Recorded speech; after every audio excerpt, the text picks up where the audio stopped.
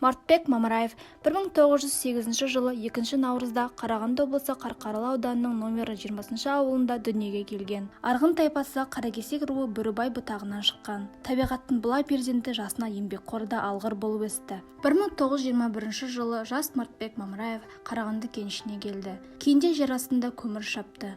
Арнайы оқу бітіріп электромонтері болды. Участке механигіне дейін өсті. 1936 жылы шахта кәсіпота комитетіне, кейінде номер 3 5 шахтасының партия ұйымына жетекшілік етті. Отанға қауіп төнген шақта ол соғысқа аттанды. 1942 жылдың мамыр айынан бастап майданға кірді. Қазақ жігітінің алғашқы от кешіп, сынға түскен жері Сталинград түбіндегі шайқастар еді. Сол жерде жараланып, 1943 жылдың қыркүйегіне дейін емделді. Қайтадан қатарға қосылып, 12-ші гвардиялық атқыштар дивизиясы сапында Димитров қаласын азат ету шайқасына қатысты. Мартбек Мамраевтың атқыштар ротасы әрқашан алдыңғы шептен көрінді. Бірде қалың оқтан жараланған рота командирі қаңсырап жатып, басшылықты Мартбекке тапсырды. Осы ұрыста көрсеткен ерлігі үшін Мартбек Мамраев Қызыл ту орденімен марапатталды. Соғыстан кейін Мартбек Мамраев Киров атындағы шахта партия ұйымын басқарды. Ленин аудандық партия комитетінің бірінші хатшысы болды. Кеншілер астанасы атқару комитетінің орынбасарлығына сайланды. Соңғы кезде ол химия металлургия институтында еңбек етті. Мартбек ағамыздың бейбіт өміріндегі еңбегі де лайықты бағаланып,